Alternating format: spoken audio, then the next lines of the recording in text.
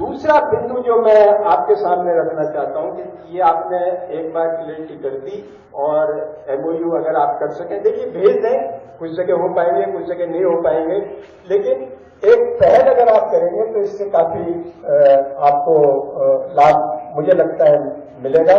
Clarity आएगी कि क्या हो सकता है, क्या नहीं हो सकता है, अगर होना है तो कैसे होगा। दूसरी बात मैं ये कहना चाहता हूं कि आपकी रिकॉर्ड कीपिंग आपको करनी चाहिए, आपको भी और आपकी संस्थाओं को। रिकॉर्ड कीपिंग दो चीजों की बहुत जरूरी है। एक तो वहां की, और ये बात शायद कल भी किसी ने कही थी, एक तो वहां की प्रॉपर्टी की रिकॉर्ड कीपिंग। देखिए वहां पे कई जगह जो है जमीन जायदाद के झगड़े होते हैं, कई जगह जो है किसकी व्यवस्था होनी है वो झगड़े होते हैं, कई जगह पूजा पद्धति के बारे में झगड़े होते हैं। उसकी रिकॉर्ड कीपिंग प्रॉपर होनी चाहिए। और वो रिकॉर्ड कीपिंग अगर आप देखिए, आपने कोशिश की थी, मुझे याद है कि आपने एक फॉर्मेट बनाया था, मैंने भी देखा था, रंजन जी ने भी देखा था, हम लोगों ने फिर वो सब संस्थाओं को भेजा था, कहीं से उसका कोई प्रॉपरली जवाब नहीं आया। देखिए उसका एक तरीका ये भी हो सकता है कि आप किसी एक इंडिपेंडेंट संस्था को ये काम करने के लिए अपॉइंट करें, उनके आदमी वहां जाए और सारी इंफॉर्मेशन लेके आए। देखिए ये काम तभी हो सकेगा क्योंकि ये बात हमको माननी चाहिए कि समाज के जितने भी लोग हमारे धार्मिक संस्थाओं से जुड़े हुए हैं, उनकी अपनी व्यक्तिगत जिम्मेदारियां भी हैं, उनका व्यक्तिगत व्यापार भी है, वो अपना समय निकालते हैं इस काम के लिए। अब अगर हम उनसे ये अपेक्षा करें, कुछ लोग समय निकाल पाएंगे, हर आदमी की अपनी प्रायोरिटी होती है, हर आदमी का अपना काम करने का तरीका होता है, वो इसकी इंपॉर्टेंस देगा या नहीं देगा वो नहीं समझता कि इसकी क्या इंपॉर्टेंस है, लेकिन ये बहुत इंपॉर्टेंट काम है। आपके पास रिकॉर्ड होना चाहिए हर तीर्थ क्षेत्र में जो आपसे संबंधित है, उसके प्रॉपर्टी वहां पर क्या है, उसके डॉक्यूमेंट्स कहां पर हैं, और उनकी कॉपी आपके पास अगर हो तो बहुत ही अच्छा है। इसी तरह वहां क्या पूजा पद्धति है, उसका पूरा रिकॉर्ड हमारे पास होना चाहिए। अगर हमको सहयोग अपने संस्थाओं से नहीं मिल रहा है, हम किसी को अपॉइंट करें, थोड़ा पैसा खर्च होगा, लेकिन उनके लोग जाएंगे, 2 दिन वहां रहेंगे, सारी इंफॉर्मेशन लेके आएंगे, आपका रिकॉर्ड कम से कम अगर 90% नहीं तो कम से कम 70-75% तो बन ही जाएगा। और ये एक बार जो रिकॉर्ड बन जाता है वो आगे बहुत काम आता है। तो मेरा मतलब ये है कि अच्छा, इसमें एक जो है गवर्नमेंट की भी एक स्कीम है, इनफैक्ट वो ऑथेंटिकेशन झगड़ों के लिए बहुत काम में आ सकता है। गवर्नमेंट की भी एक स्कीम है कि जितने भी इस टाइप के पुराने मंदिर और तीर्थ हैं उनका डॉक्यूमेंटेशन किया जाए। क्यों विमल जी, वो मिस्टर फॉन्से हैं, क्या नाम है जो उसके डायरेक्टर हैं, जिनसे हम मिले थे, वो जो डॉक्यूमेंटेशन और उसके लिए डिजिटलाइजेशन का जो प्रोग्राम चल रहा है गवर्नमेंट का,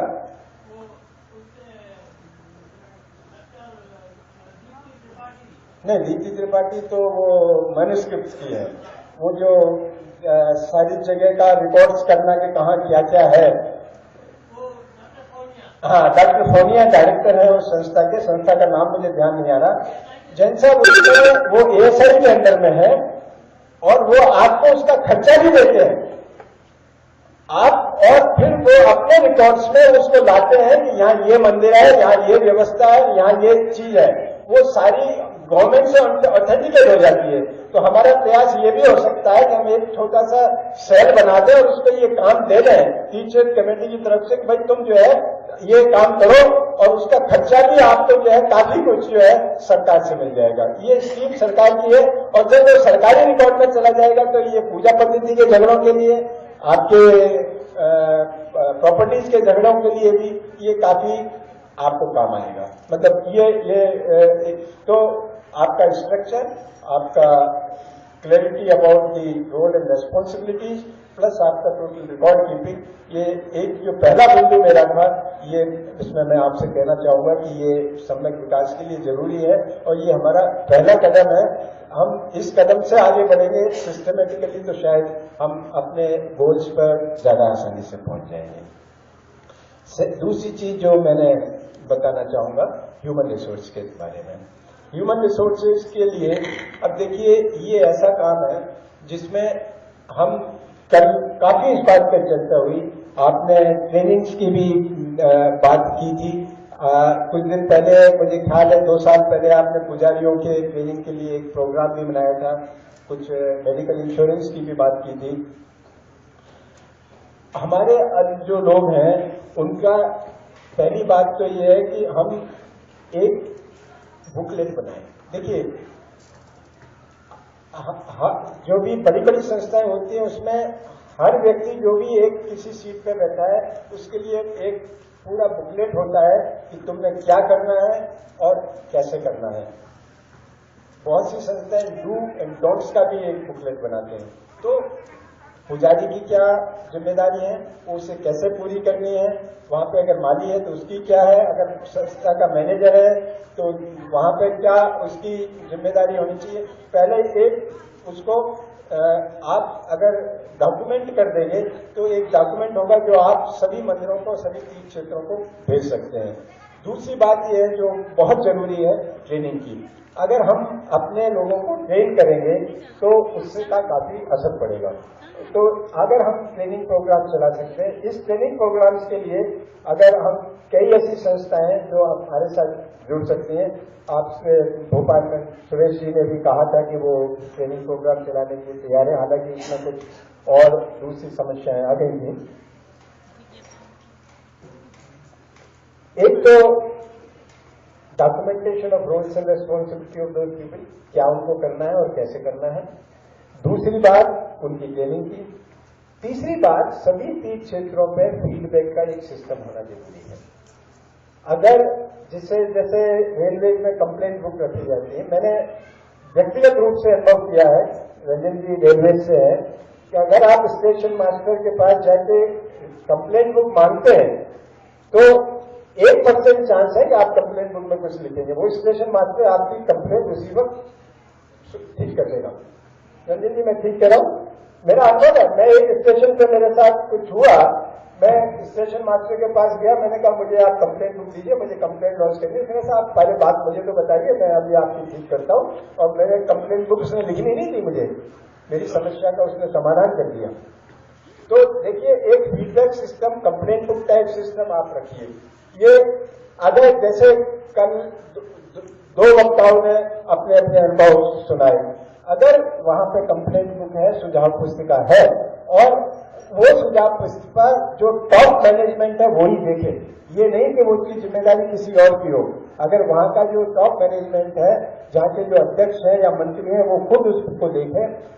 चौथी बात मैं ये कहना चाहूंगा, जहां कंप्लेंट आती है आप बिना हिचक उस पर एक्शन जरूर लीजिए। आप 1 या 2 एक्शन लेंगे तो स्थिति सुधर जाएगी। तो ह्यूमन रिसोर्सेज के बारे में मैं यही कहूंगा कि आप उनका मैनुअल बनाएं।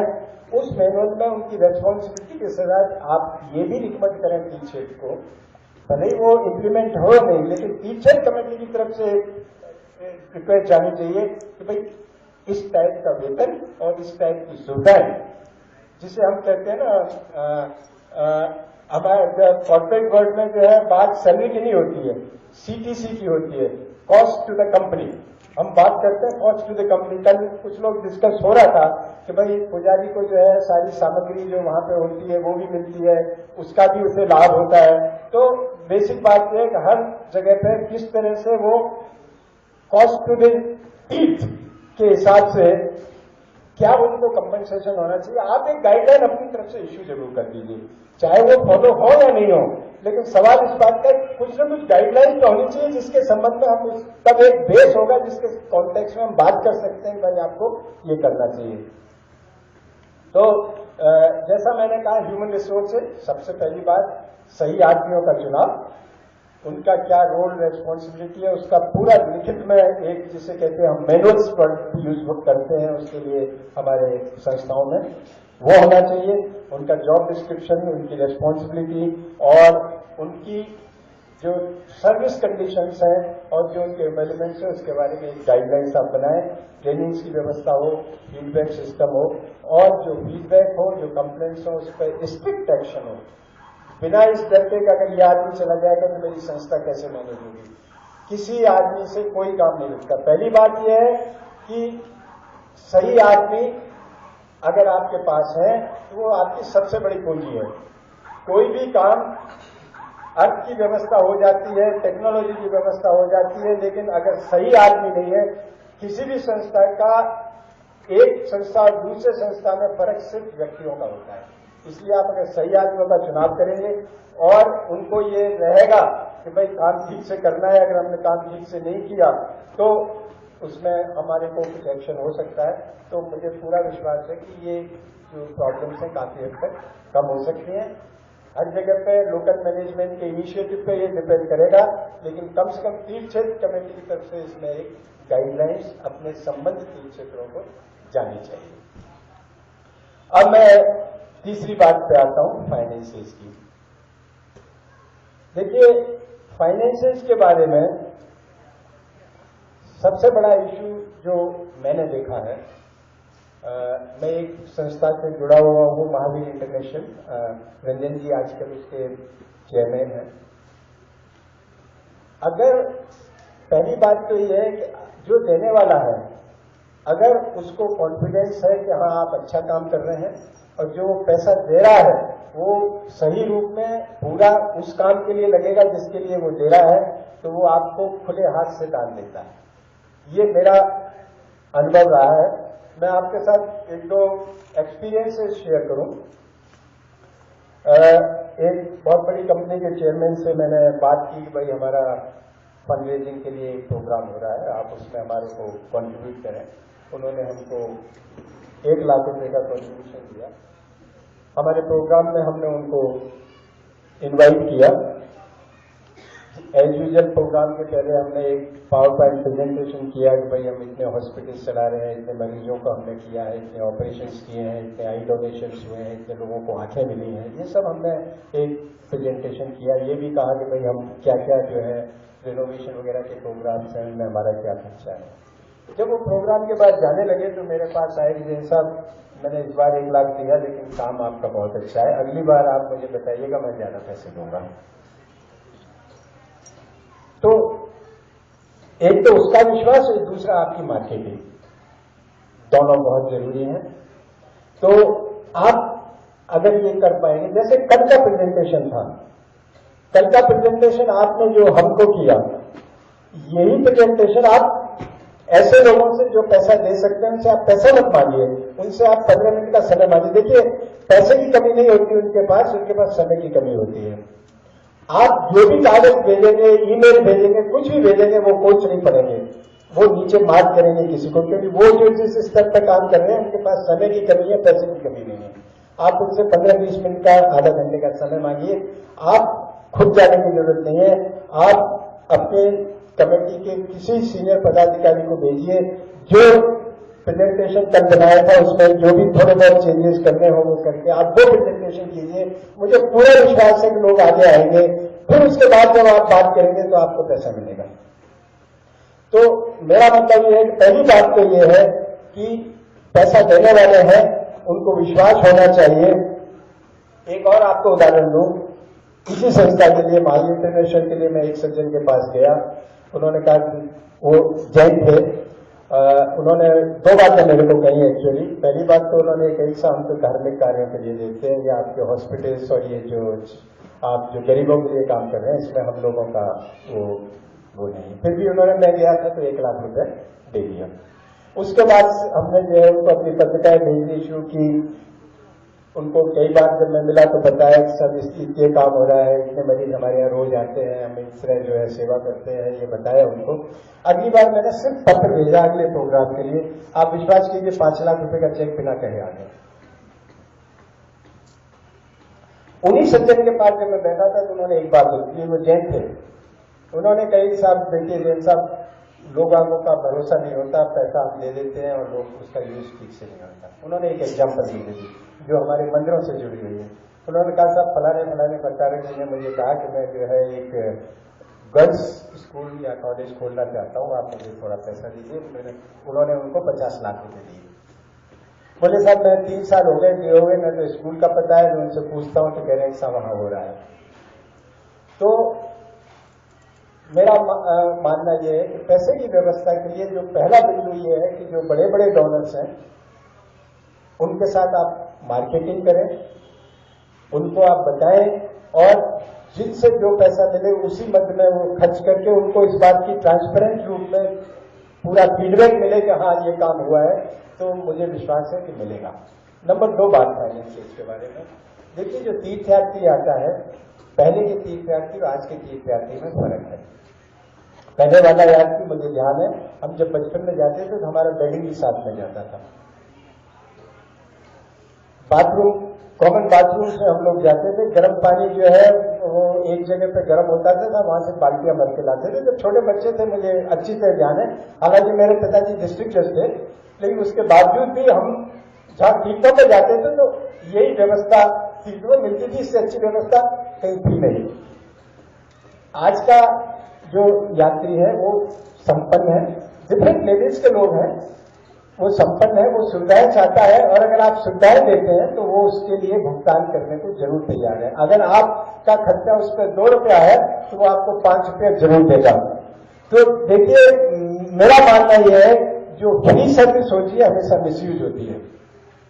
अगर आप सर्विस फ्री यूज देते हैं वो मिसयूज होती है, और देने वाला भी सोचता है कि वो उसका ख्याल नहीं रखता। जहां फ्री धर्मशाला है वहां कर्मचारी भी आपसे ठीक से बात नहीं करेगा। अगर आप वहां कमरे का 200 रुपया दे रहे हैं तो आपको व्यवस्था भी मिलेगी, और वो जो कर्मचारी है जो काउंटर में बैठा है वो भी आपसे ठीक से बात करेगा, क्योंकि वो जानता है कि आप फ्री सर्विस नहीं दे रहे हैं, आप उसके लिए पेमेंट कर रहे हैं। इसलिए थोड़ा सा हमारे को अपने प्रबंधन में ये लाना चाहिए कि हम इसको, जिसे कहते हैं सेल्फ सस्टेन प्रोग्राम्स के रूप में बनाए। अगर हम तीर्थों की व्यवस्था कर रहे हैं वो सेल्फ सस्टेन होनी चाहिए। वही यात्री देगा, अगर वो खुश है, उसकी व्यवस्था है, तो वापस आएगा और अगली बार ज्यादा देगा। तो मेरा मानना यह है कि आपको सभी सोर्सेज तय करने हैं, बड़े बड़े डोनर्स को भी मार्केटिंग करनी चाहिए। उसके लिए आपको एक अलग सेल 3-4 आदमियों का बनाना चाहिए, उसकी पूरी मार्केटिंग कीजिए। आप अगर लोगों को बताएंगे कि आप क्या कर रहे हैं, एक चीज और है, जब आप मार्केटिंग करें तो आप क्या कर रहे हैं, उसके अलावा आपकी क्या जरूरत है प्रोजेक्ट के लिए वो बताइए। बहुत से लोग ऐसे होंगे जो एक पर्टिकुलर कार्यक्रम को अडॉप्ट करने के लिए राजी होंगे। वो अगर आपको कहीं कुछ बनाना है या आपको कोई एक पर्टिकुलर मद में जरूरत है, तो बहुत से लोग हैं जो इस चीज को देने को तैयार होते हैं। तो ये दूसरी बात यह है, एक तीसरी चीज जो है, आप वेबसाइट पर डोनेशंस का शुरू कीजिए, connecting it to the bank और क्रेडिट कार्ड। इसमें एकदम कुछ नहीं होगा, लेकिन जैसे जैसे आपके साथ यंगर जनरेशन जुड़ती जाएगी और जैसे जैसे आपका वेबसाइट यूज होगी, आपको इसमें बिना मांगे बहुत पैसा मिलेगा। तो ये 3 बिंदु मैं रखना चाहता हूं। चौथी बात मैं ये कहना चाहता हूं कि खर्चे के बारे में ट्रांसपेरेंसी बहुत जरूरी है। देखिए, सारी जितनी भी धार्मिक या चैरिटेबल इंस्टीट्यूशंस है, सबसे बड़ी कंप्लेंट डोनर्स की उसके बारे में ये होती है कि हमें पता नहीं लगता कि हमारे पैसे का क्या हुआ। आप अपने संबंध, जो अपने मैनेजमेंट में जो लोग हैं उनको तो आप दिखाते हैं, अप्रूव करते हैं। आप अपना लेखा जोखा पर्टिकुलरली इस बात को बताते हुए कि जिसने डोनेशन दिया उसका क्या किया, आप उनको भी भेजिए। अपने जितनी भी ट्रांसपेरेंट आपकी ये फाइनेंशियल अकाउंटिंग होगी, उतना ही आपके ऊपर लोगों का कॉन्फिडेंस बढ़ेगा, डोनर्स का कॉन्फिडेंस बढ़ेगा। और मुझे पूरी उम्मीद है, जैसा आपने भी कई बार कहा, देने वालों की कमी नहीं है, उनको आपको अपने साथ जोड़ना है।